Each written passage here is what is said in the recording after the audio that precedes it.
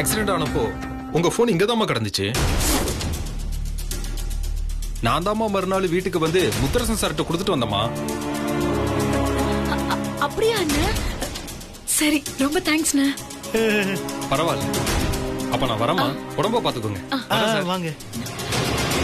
பாத்தீங்களா நான் போன்ல ஏதோ ரெக்கார்ட் பண்ண விஷயம் ஞாபகம் வந்துச்சுன்னு சொன்ன உடனே போன் எடுத்து கொடுத்தேன்னு இந்த அண்ணன் வந்து சொல்லிட்டு போறாரு.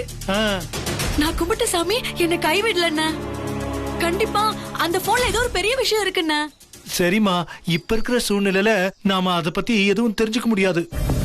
முத்தரச மாப்பிளையும் வெண்ணிலாவும் நல்லபடியா திரும்பி வரட்டும். போன் எங்கன்னு மாப்பிள்ளை கிட்ட அப்புறம் கேட்போம். அதுல நீ சொன்ன மாதிரி விஷயங்கள் இருக்கா, அதை எடுக்க முடியுமான்னு செல்போன் கடையில நம்ம கொடுத்து கேட்போம். சரியா? இப்போதைக்கு தலையில போட்டு குழப்பிக்காத. வா போலாம். வா. அட என்னம்மா, வா போலாம்.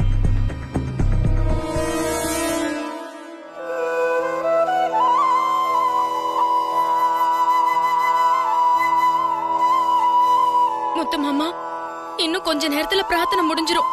நம்ம அடுத்த கோவிலுக்கு இங்க இருந்து போயிடலாம்.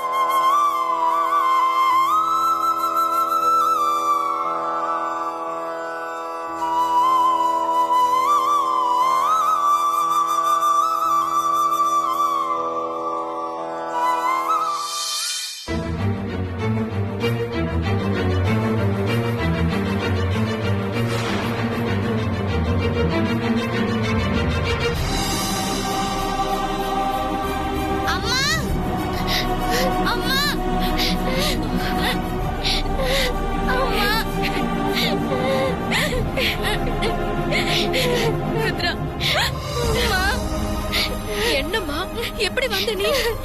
எப்படி இங்க கரெக்டா வந்த? என்ன ஆச்சு சொல்லுமா. இல்லம்மா, அப்பாவை கல்லாக்கிட்டாங்கன்னு ஸ்வேதா ஆண்டி வீட்ல பேசிட்டு இருந்தது கேட்டதும் எனக்கு மனசே தாங்கல. அதான் உங்க 2 பேரையும் தேடி வீட்டை விட்டு கிளம்பி வந்துட்டேம்மா. ஐயோ, என்ன ருத்ரா சொல்ற? ஏன் ருத்ரா இப்படி எல்லாம் பண்ண? அவங்க எல்லாம் எவ்வளவு பயந்துருப்பாங்க. ஏற்கனவே இப்படி ஒரு பிரச்சனை. நான் ஒருத்தி யாருக்கும் போன் பண்ணி நடந்தத சொல்லணும்னு கூட எனக்கு தோணல. உங்க அப்பாவை எப்படியாவது நல்லபடியா ஆக்கணுங்கிற வைராக்கியத்தோட கோவில் கோவிலா சுத்திக்கிட்டு இருக்கேன். சரி இரு, நீ என்கிட்ட வந்து சேர்ந்துட்டேங்கிற விஷயத்த அவங்களுக்கு போன் பண்ணியாவது சொல்லலாம். யார்கிட்டயாவது போன் வாங்கலாம்.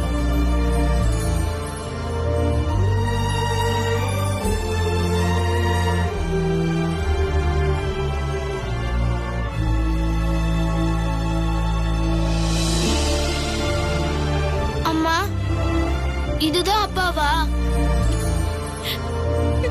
ஆமாமா. அப்பா, அப்பா, உங்க ருத்ரா வந்திருக்கேன்ப்பா. உங்க ருத்ரா வந்திருக்கேன்ப்பா. அழாத ருத்ரா, இது 8வது கோவில். இன்னும் ஒரே ஒரு கோவிலுக்கு போனா போதும், அப்பாவை பழையபடி ஆக்கிரலாம். எனக்கு நம்பிக்கை இருக்குமா. நீயும் உன் மனசார சாமி கும்பிட்டுக்கோ. சாமி கும்பிட்டுட்டு அப்பாவை தூக்கிட்டு நம்ம கோவிலுக்கு கிளம்பிடலாம்.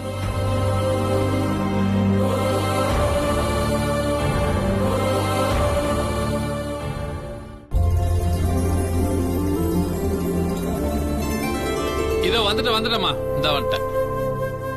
அர்ச்சனை பண்ணணும்னு வந்துட்டு பண்ணாம போனா எப்படிமா? சீக்கிரம் வந்துடலான்னு தான் போனேன், கொஞ்சம் லேட் ஆயிருச்சு, மன்னிச்சுக்கமா. கொஞ்சம் இருமா, அம்மனுக்கு அலங்காரம் பண்ணிட்டு அர்ச்சனை பண்ணிடலாமா?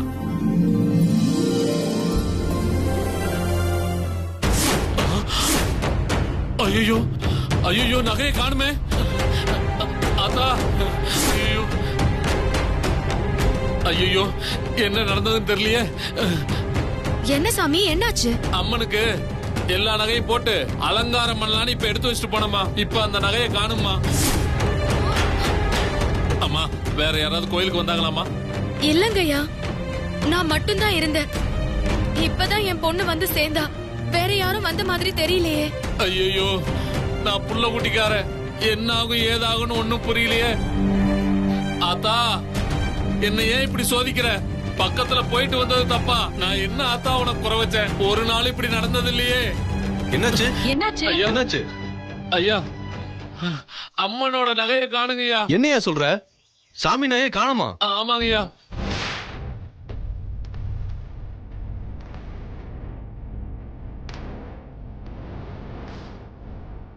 ஐயா, நான் கோயில இருந்து பேசுறேன். ஒரு முக்கியமான விஷயம். சீக்கிரம் கோயிலுக்கு வாங்க. சரிங்கய்யா. ஐயா, கொஞ்சம் கோயிலுக்கு வரீங்களா? ஒரு முக்கியமான விஷயம். கொஞ்சம் சீக்கிரம் வாங்க.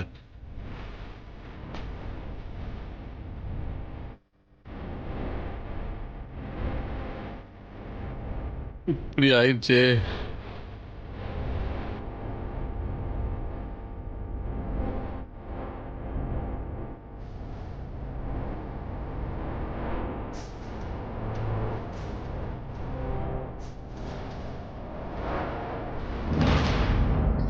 என்னப்பா, என்ன நடந்துச்சு?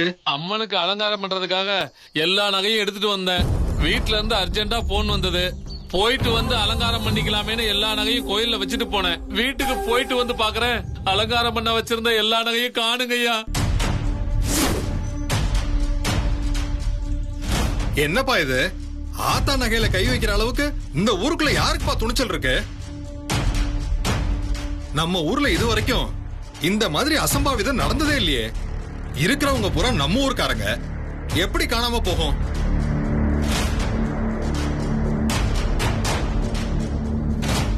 யார் இவங்க? புதுசா இருக்கு. யாருமா நீ?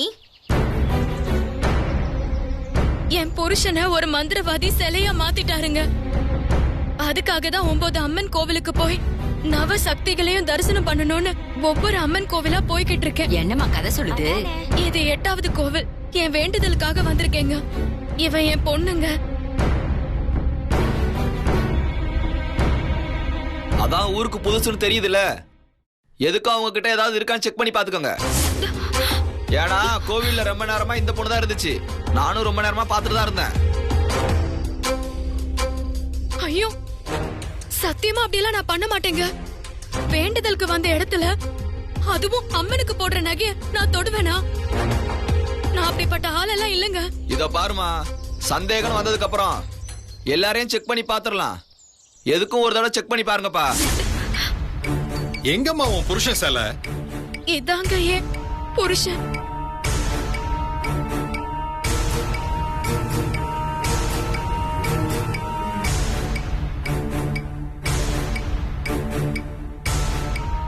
ஏம்மா, இதெல்லாம் நம்புற மாதிரியா இருக்கு?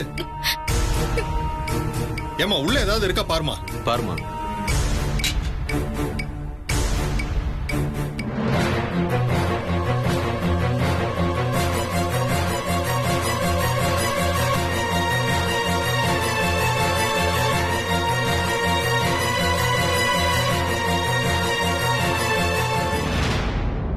ஐயா, அம்மனோட நகை இருக்கு. ஆமா.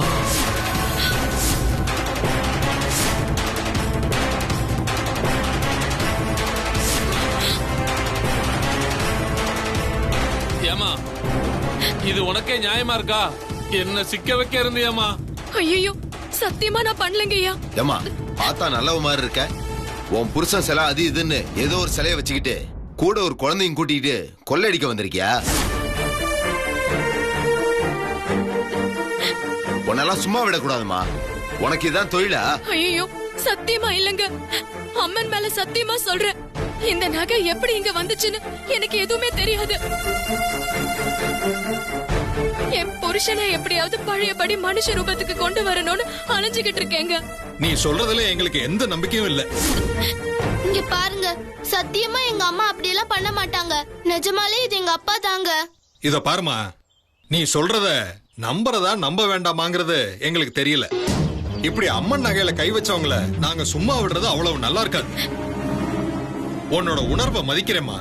இன்னொரு கோயிலுக்கு போனா உன் புருஷன் மனுஷன் ஆயிடுவான்னு சொல்ற. அப்படித்தானே சொல்ற? ஆமாங்க, சத்தியமா அப்படிதாங்க.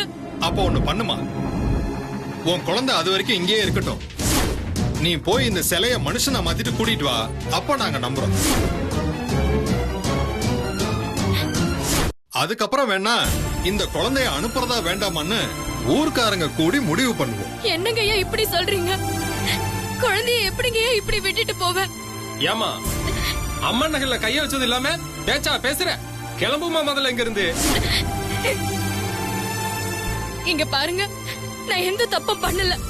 உண்மையா சொல்றேன், நான் நல்லவதான். சரிம்மா, நீ நல்லவளாவே இருந்துட்டு போ. அதான் உன் புருஷனை மனுஷனா மாத்தி கூட்டிட்டு வான்னு சொல்றோம்ல.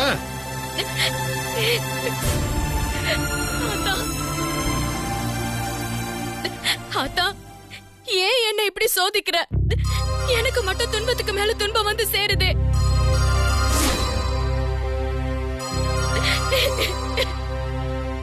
மா அழாதம்மா, நீ கிளம்பி போமா. நான் தைரியமா இருக்கேம்மா. நீ அப்பாவை கூட்டிட்டு வாமா. அதுக்கப்புறம் நம்ம எல்லாரும் ஒன்னா போலாம். நீ போயிட்டு வாமா.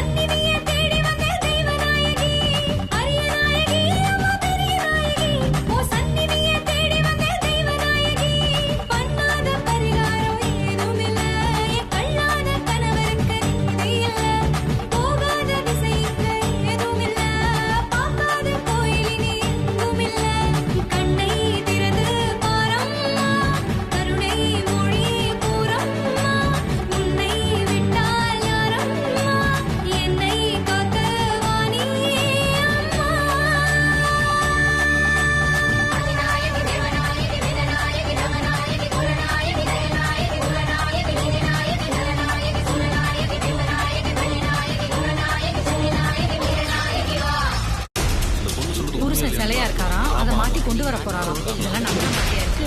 அந்த பொண்ணு வந்தா தான் என்ன நடந்தது எது உண்மைன்னு தெரியும். அங்கிள், என்னம்மா? நிஜமாவே எங்க அம்மா எதுவும் தப்பு பண்ணல தெரியுமா? இத பாருமா, இதெல்லாம் நீ பேசக்கூடாது. அமைதியா இரு. உங்க அம்மா உங்க அப்பாவோட வரட்டும், அதுக்கப்புறமா நாங்க நம்புறோம்.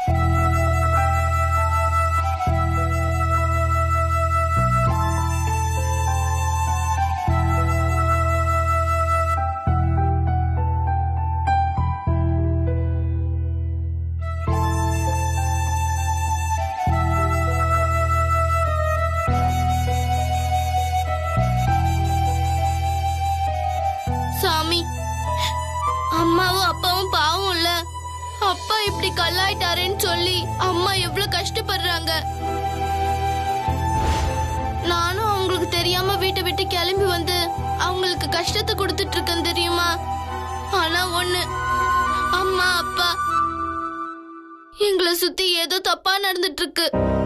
தப்பு செய்யறவங்கள நீதான் கண்டுபிடிச்சு தண்டனை கொடுக்கணும். சின்ன வயசுல இருந்தே தப்பு செஞ்சா சாமி தண்டனை கொடுக்கும்னு சொல்லிருக்காங்க. ஆனா எங்க வீட்டை பொறுத்த வரைக்கும் தப்பு செஞ்சவங்க தான் நல்லா இருக்காங்க. பாட்டி, ஸ்வேதா ஆண்டி, மருது சித்தப்பா, பூங்கோதா அத்தை எல்லாரும் திருப்பி திருப்பி தப்பு தான் பண்றாங்க. ஆனா அவங்க நல்லா தான் இருக்காங்க.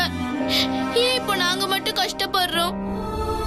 நீ சாமி தானே, நீ எல்லாரையும் ஒரே மாதிரி தானே பார்க்கணும். இப்படி எங்க அப்பாவை மட்டும் கஷ்டப்படுத்தலாமா? எப்படியாவது என் அப்பா நல்லபடியா மீண்டு வரணும்.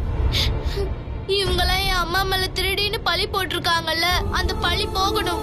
என்ன நடந்தது நீ தான் சொல்லணும். சாமி, நீ தான் எங்களுக்கு உதவி செய்யணும். உன்னதான் நம்பி இருக்கோம். ஏய் முருகா, எங்கடா இருக்கிற? பல்கா ஒரு அமௌண்ட் கிடைச்சிருக்குறா. இதே மாதிரி டெய்லி நடந்துச்சுன்னு வச்சுக்கேன், நம்ம லைஃப் செம்ம மாசா இருக்கும். ஏய் பார்ட்டி என்னடா பெரிய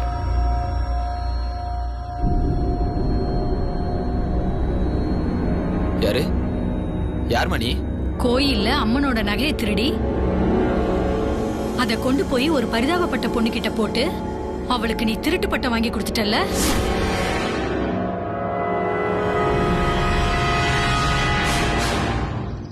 ஏய் யார் நீ?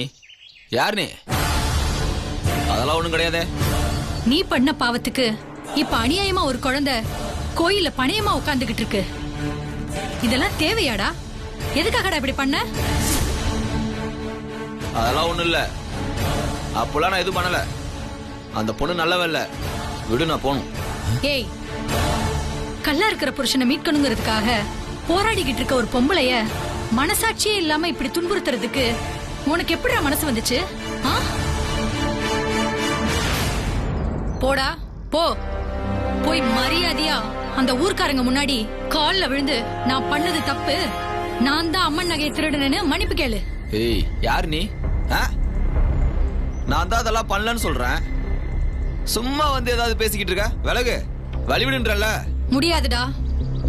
நான் சொல்றத செய்ய போறியா இல்லையா? ஆமா, நான் தான் பண்ணேன். சொல்ல முடியாது. என்ன பண்ணுங்கிறப்ப நான் வந்து உண்மையை ஒத்துக்கவும் முடியாது, மன்னிப்பும் கேட்க முடியாது. பாப்பா மன்னிப்பு கேட்க முடியாதா? கேட்க முடியாது. என்ன பண்ணுவ? என்ன பண்ணுவ? உன்னை பாம்பு கொத்தி சாக வைப்பேன். ஏதோ உலகத்துல இருக்கிற அத்தனை பாம்பையும் நீதான் உன் கண்ட்ரோல்ல வச்சிட்டு இருக்கிற மாதிரி பேசுற. நீ என்ன பெரிய நாகக்கண்ணியா? ஆமாண்டா, நீ சொன்னாலும் சொல்லாட்டாலும் நான் நாகக்கண்ணி தான்டா. மிக கொடிய விஷ பாம்புடானா.